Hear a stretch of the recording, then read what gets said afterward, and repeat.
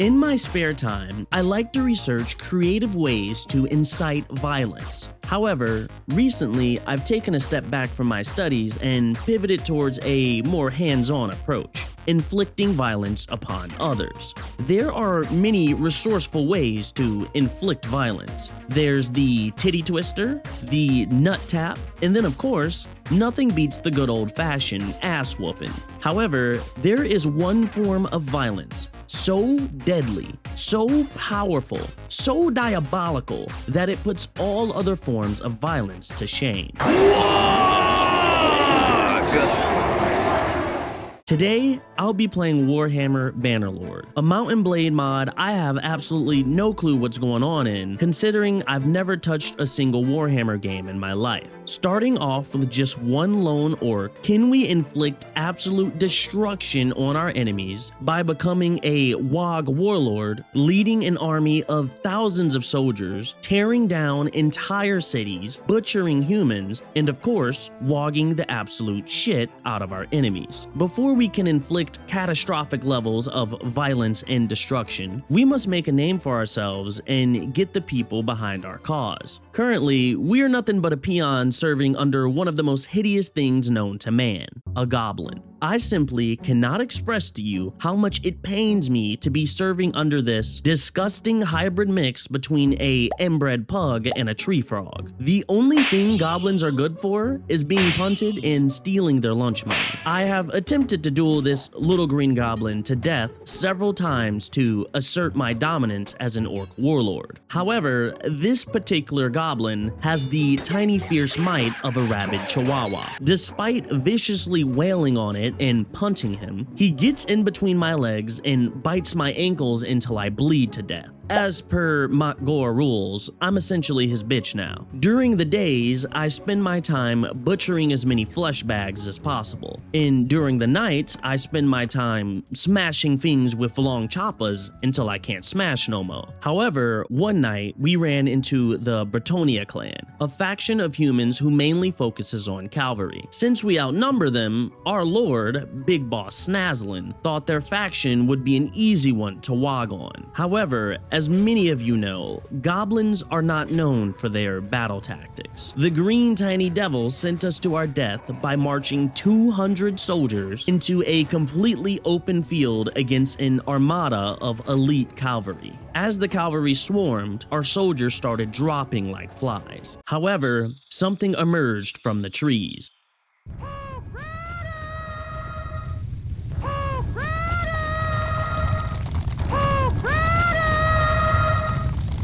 Our hog riders ambushed out of the woods, catching some of the cavalry off guard and absolutely destroying them. Despite the initial ambush, they were no match for the elite cavalry of the Bretonnias. After our hog riders were annihilated, the enemy infantry rushed in to finish off the remaining soldiers, while the archers gave them cover fire, pelting us with arrows. Next thing you know, Big Boss Snazzlin and many of his commanders were captured, and I found myself knocked out in the middle of the battlefield. So, it seems like things are already off to a great start. I'm poor, I'm wounded, and I'm stranded in the middle of the forest all alone. I would genuinely be flabbergasted on how this day could get any worse.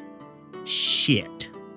If being at rock bottom wasn't enough, it seems like I just can't get away from these tiny ass, ugly looking green rats. They tried to rob me, but I literally have nothing. So instead, they kept me prisoner until we hit an orc settlement named Fort Axe, where they let me go. Upon arriving at Fort Axe, I made a vow to myself that I would never allow another goblin to violate me again. I embarked on a quest to become the most powerful Orc Warlord known to man. And I know exactly how I'm gonna do it. By beating the shit out of some goblins. By breaking into the home of several goblin leaders, beating the absolute shit out of their little tiny bodies, and then threatening to eat every last one of them, I've surprisingly been able to convince several goblins to willingly join my army. Now, I know what you're thinking. If you hate goblins, then why would you want them to have any part of your army? Let me answer that question with another question. Why do sharks allow remoras to clean them? Why do flowers allow bees to pollinate them? And most importantly, why did Nemo live in whatever the hell this thing is? You see, as an orc, I love to beat the shit out of goblins and extort them for their teeth. In return for allowing me to pummel them, I pay the goblins about 300% less than the minimum wage. Now, to a normal person, this sounds like a horrible deal for the goblins, but asking a goblin if they want 3 cents a day while being relentlessly beaten, or the freedom to do as they please, is like asking an alcoholic if they want a fifth of vodka or a free home. The alcohol's winning every time.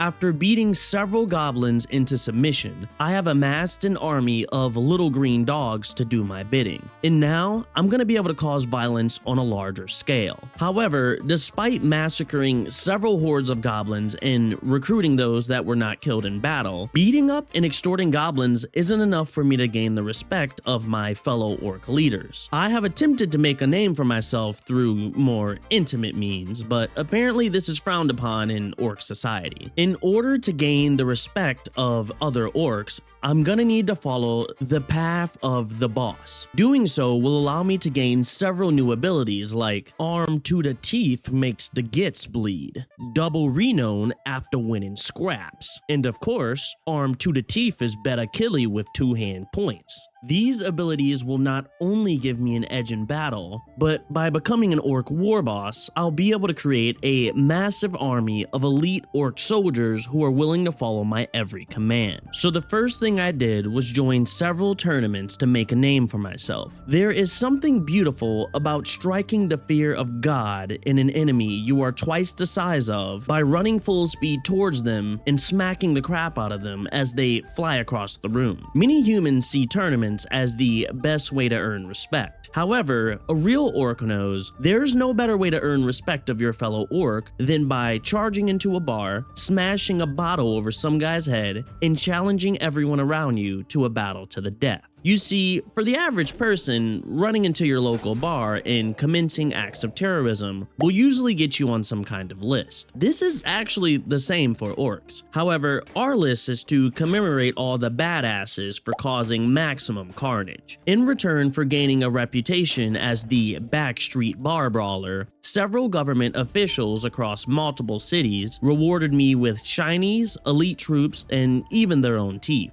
After leveling up several of my career skills, my Orc Boss can now bash down blockers 4 times faster, ignore 10 bits with choppers, and gain triple Elin when the mob is traveling. If you don't understand what any of that means, that's okay, because neither do I. Just know that I think these skills somehow made our squad significantly better. Anyways, after gaining the respect of other orcs, leveling up my skill tree, and gaining an orc army, there is only one thing I needed to do to be truly recognized as an orc who is well known and respected. I marched my soldiers to a nearby village owned by the Emperor of Men faction and began commencing my first Wagh. The Emperor of Men specialize in range combat by blasting you to shreds with musketmen and cannons. However, one human is really just the strength of 3 goblins stacked on top of each other. And let it be known that my orcs know how to beat the shit out of some goblins. I commanded my soldiers to form a shield wall between a barricade, allowing a small funnel for their infantry to come in through. Once they did, my soldiers used their superior orcish strength to absolutely destroy their tiny human bodies. After all the infantry were killed, the musketmen were left completely unguarded. I sent in my infantry to charge and massacre every last one of them. Now, I don't know about you, but if I see hundreds of large green mountains barreling towards me with bloodlust in their eyes, I'm running for my life. And it looks like the Empire of Men felt the same. After the last troops fled the battle, we began looting the village. Once the looting was done, it was time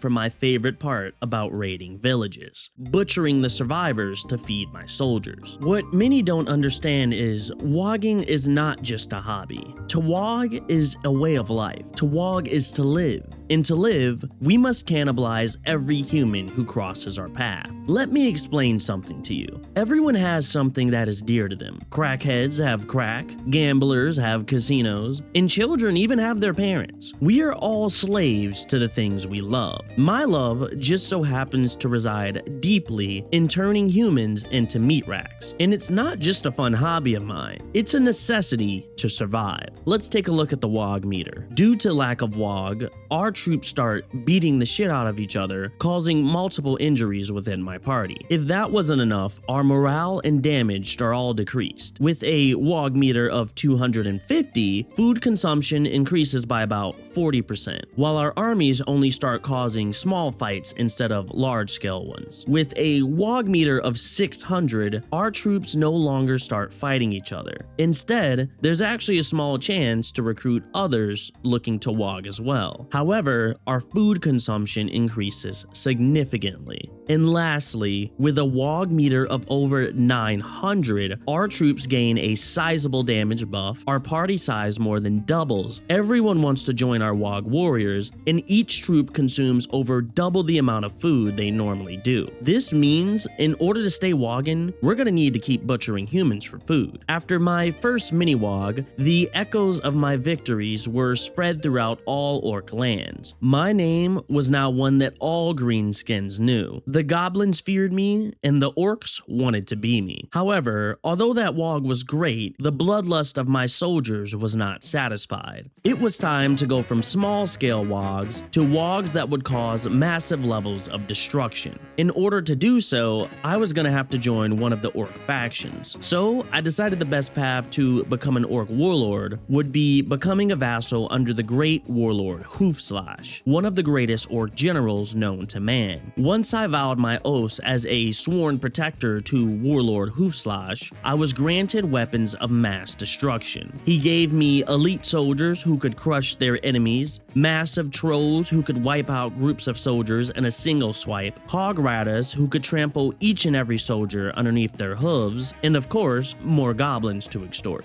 Once I joined Warlord Hoofslash, it was clear to me that I didn't truly know what it means to Wagh, because Warlord Hoofslash was wagging with damn near everyone in the entire world. And as his loyal vassal, so was I. After my initiation, Hoofslash gave me my first task: pillage every village around the city of Scheinfeld, a city owned by the Emperor of Men faction, then finally take the city in his honor. With my newfound army and skills, it was time to prepare for my first large-scale Wagh. If I was going to be besieging an entire city, I needed others who would be willing to help me. So I recruited Oglok, the Big Boss, and Morag, the Tinkerer. Oglok would be useful for hand-to-hand combat, while Morag would be useful for his engineering skills to siege the city. Once the commanders were ready, we began raiding several villages around Scheinfeld. The first was the village of Hubstead. My soldiers were absolutely bursting with excitement at the opportunity to Wagh once more. After invading the village, we blocked off a small entrance and allowed the soldiers to funnel through. As they did, my infantry absolutely clobbered them. Once the infantry was taken care of, I sent my trolls and brutes to charge the archers. There is literally no form of god, no higher being, no prayer that can save you from being clobbered on by a 10-foot troll twice the size of you and twice as fast as you. These things were absolutely disgusting, and I see why the warlord was reluctant to give them away. At the end of the battle, my party only suffered 2 casualties, and after the village was looted, we of course turned every prisoner of war who wasn't smashed into a million pieces into a finely roasted human shish kebab. As our Wagh meter filled higher and higher, our troops grew stronger and stronger, so we pressed on to the village of Utter. The infantry rushed headfirst towards mine, but it was like soldiers swarming the beaches of Normandy. Before I could blink, the battle was over. However, as we won the battle against the lowly villagers, 2 different armies consisting of 200 men each came rushing towards my army. They attacked in 2 waves. The army of Margrave Elderbrat came first to defend the village. It was clear to me that at one point, one of Margrave's ancestors took a liking to one of the goblins, because he closely resembled one of the green devil rats that that I love to pummel. Margrave's cavalry rushed our infantry while their musketmen fired from the back. However, as their infantry rushed in, it left their musketmen open. My hog riders rushed from behind and began charging at the undefended archers. I sent in each and every one of my troops to slaughter and behead the remaining enemies as they ran for their lives. Next came Empress Maria Louise. After Margrave wore down my soldiers, I was only left with 248 men versus the Empress's 261. However, despite the Empress outnumbering me in battle, I had something that the Empress could never even dream of having. After taking out Margrave, we now had a maxed out Wagh meter, and it was time to show these Bretonnian bastards the true power of Wagh.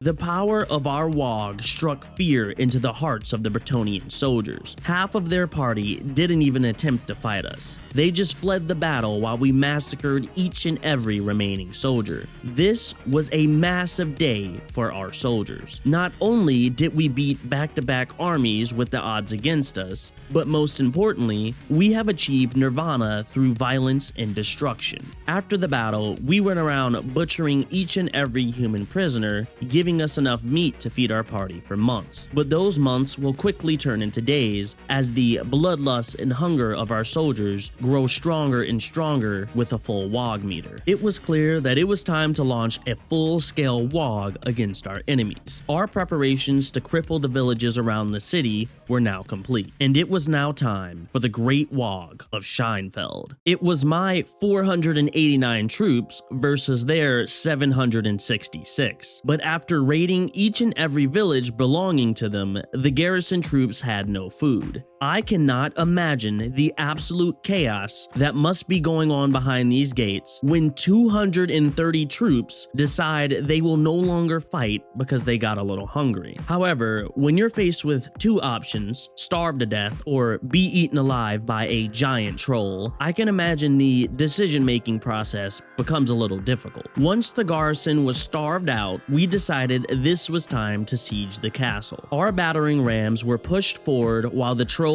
rushed the front gates. Giant siege towers were backed up by hundreds of soldiers ready to assault the walls, and our engineers worked relentlessly pummeling the city with our catapults. Despite our advances, the Emperor of Men had a certain affinity for avoiding hand-to-hand combat. Honestly, I would too if I was faced against an army of man-eating fungus. Until we reached the walls, they were at a huge advantage and killed hundreds of my soldiers with their heavy artillery and muskets. After losing about half of our troops, I decided this whole invading the walls thing wasn't gonna work. This fight was like watching a British man relentlessly flail at a Florida man while he pelts him down with his AK-47. After losing about half of our troops, I needed some sort of Hail Mary to get this battle back in our favor. In order to win this battle, we were going to need to make sacrifices. All my troops were stuck at the front door, unable to breach the front gates. So I decided to send in all my goblins and goblin sympathizers to form a square formation in the middle of the city. After doing so, the troops got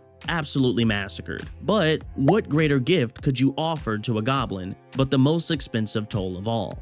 Death. Despite the goblins being massacred, their positioning allowed my infantry to rush in and surround the humans. Once the soldiers began raiding the walls from the inside, they rushed the musketmen who were killing our troops from a distance. As soon as they did, the battle was ours. We had now achieved our first large-scale Wagh, and without a second thought, I executed the Empress for costing me half of my troops in battle. This battle resulted in me butchering over hundreds of humans and gaining an absolute absolutely insane amount of loot. Shortly after, an army of about 1,200 men approached Scheinfeld and tried to take the city back. However, my orcs were so fat that they couldn't even get past the front gates. So the battle pretty much just went like this for about 30 minutes until the troops gave up. At this point, I felt like a true warlord. I had a massive army, I had taken a city for Warlord Hoofslash, I had defeated other lords who were twice as strong as me, goblins still feared me, and orcs wanted to be me even more, and I believe we have successfully achieved the ultimate form of violence. Now, there's only one thing left to do: gain my honor and pride back by dueling that little green shit who violated me earlier. Oh, shit. Okay, look, I'm gonna be completely honest with you guys. The video was supposed to end here, but despite how far I've come, I keep losing to this little green pug because I can't kill him. I'm like 50 feet tall and I can't even see him. This battle is like an elephant versus a mouse. I fought this guy like 10 different times, but every single time I do, he just ends up mocking me by menacingly staring at my lifeless corpse, enraging me even more. If I can't kill a little goblin, then how am I supposed to call myself a warlord?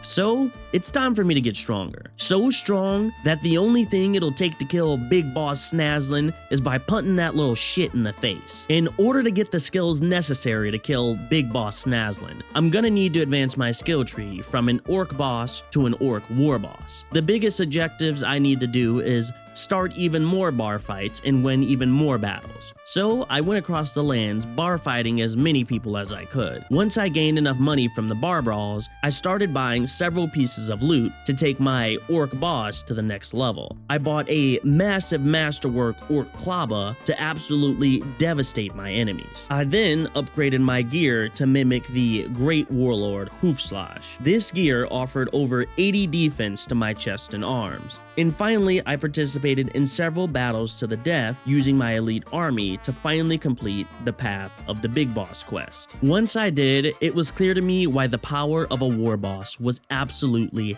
devastating. I had no more stumbling from puny hits, my big bosses in the mob paid teeth every day, and honestly, the only one I really understood was I get a total of 20% more beta killing. There's only one more thing to do now: beat the shit out of that little goblin Snaslin's ass and take back my honor and my pride. Stop!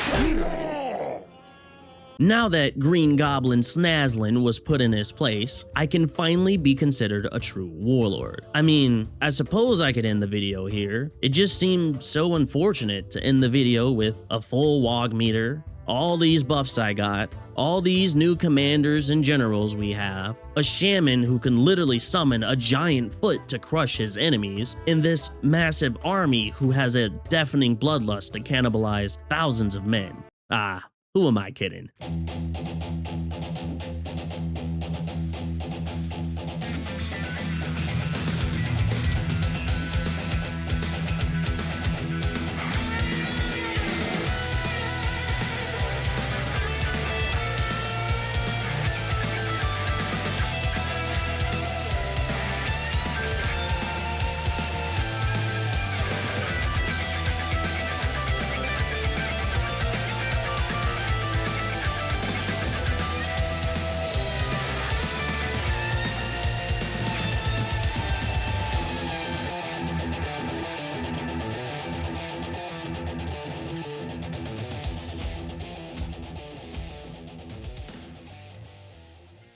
Now, it feels like we're a true Orc Warlord. We have captured a city and become its leader, we have bested Big Boss Snaslin in battle, and my army can absolutely crush and decimate my enemies. However, despite me being an Orc Warlord and crushing enemies under my feet, humans have one thing we don't: unity. The orcs are a warring faction, and when we're not losing settlements to our human enemies, we're losing them to each other. The orcs will need a leader to step up and unite them against the humans, but that'll be a story for another day. Until then, I have some goblins to pummel in my new city. I hope you guys enjoyed the video, and if you want a part 2 where I unite all the orcs against the humans of Bannerlord, please make sure to like the video. I usually don't play Bannerlord and haven't even touched Warhammer, but if you guys want more mod content like this, I'd have have a lot of fun making another video. Until then, check out my Bannerlord War Sales video where I go from a broke bum to a pirate king. With that being said, I love you guys and I'll see you in the next one.